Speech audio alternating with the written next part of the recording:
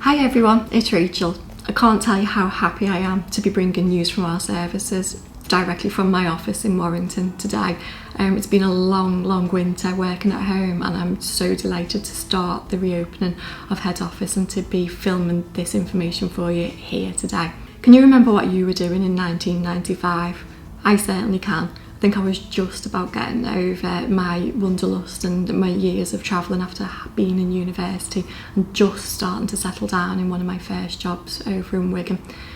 But for three of our colleagues, they were actually starting their journey with making space. So in 1995, Lorraine Baines and Lynn Mulhaney joined the Knowsley team. They started off by supporting one tenant in terms of their support in their local community, and they were followed shortly by their colleague Christine McKenna, who joined them the next year.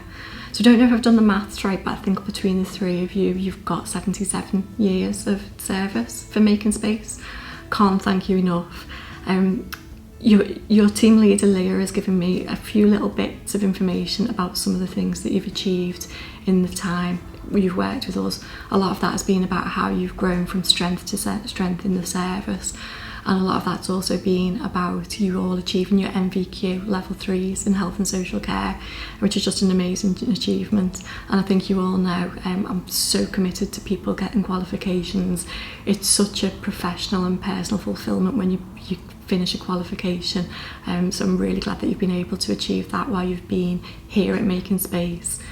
But what I'm really looking forward to, ladies, is our teams meeting that we've got booked in April, where you're going to give me a little bit more information about some of the stories that you've got to tell of your time here with us. I'm sure you've met so many amazing people, and I'm sure you've got some great stories to tell about your colleagues and the people you've supported and all of the achievements that you've had in the years that you've worked for us. I really can't wait to see you in April, and thank you, Leah, for letting me know about this amazing milestone for your three colleagues. It's obvious from the email you sent me just how proud you are of them all. I can't wait to meet you all and find out a little bit more about what you're getting up to. And just talking about qualifications, I want to celebrate the achievement of two of our colleagues in the CCBT team here in Warrington. Sarah Booth and Cassie Green are both now fully qualified psychological wellbeing practitioners, or PWPs. If you work in the IAPT world, you'll know what that stands for. That's such a hard qualification to gain, and I know how hard you will have worked for it, and I'm so pleased that you've got over the finish line and that you've achieved that qualification.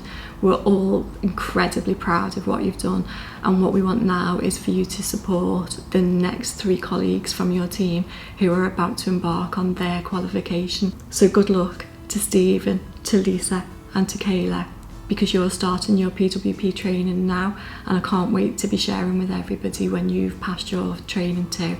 If you're following us on our social media pages, you will notice that we have dedicated March to our value of tailor making. So I've been busy having a look at our social media pages and also on the Rewards Hub for examples of some recognition for occasions where colleagues have tailor-made the care and support that we're providing. And there's just loads, there's absolutely loads. I haven't got enough time to mention it all, so again, I've picked a few out just to give a quick mention. So I want to say a huge thanks to Sandra Haley over in Bradford for the support that she's been providing to a person there who's been receiving mental health services for about 7 years now. Sandra's made such a difference that the person she's supporting has phoned the office to speak to her manager Mark and to let Mark know how different her well-being has been since she's been working with Sandra. And the person Sandra's been supporting has also messaged her GP and her local counsellor just to let them know how brilliant things are from her perspective. Thank you so much, Sandra, for whatever it is you've done. You've made a connection and you've made a difference, and you will have done that because you tailor-made the support for the person that you were working with.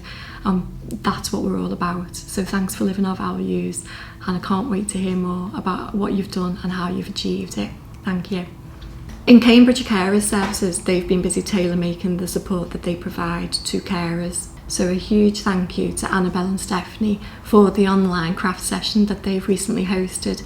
They had 17 carers attend that session who all had the most amazing time. I've seen some great pictures. What Annabelle and Stephanie have done has given some of our carers an opportunity to just take a break and spend some time doing something themselves. And there's lots of research that tells us that when we're doing things with our hands, so crafting is a really good example of that, doing things with our hands helps us relax and helps us think about different things. So I'm sure you've made a huge difference to those 17 carers who joined the session, and I can't wait to hear what you're going to do next. If we stay with our values, but not tailor making, if we just talk about our first and our core value of kind hearts, I want to say a huge thank you to Kath over in Kings Hill. Kath spent some time recently making up some kind heart key rings, and she's given those to the residents at Kings Hill and also to her colleagues. They look fantastic, and just what a really lovely, kind and thoughtful thing to do.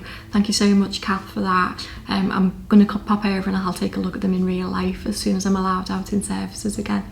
Step one of coming out of lockdown has seen us to start reopen our care homes again and to just start welcoming families back to our homes. And I know that's been something that's been really hard for you to deal with this last year, in terms of family members only seeing their loved ones on screen or through windows or in small spaces where they've not been able to hug and kiss each other. We want to thank Hayley from Sherdley Court for sending through the pictures of all of the reunions that have been taking place there, and looking forward to seeing some more reunions from the rest of our care homes in the coming weeks.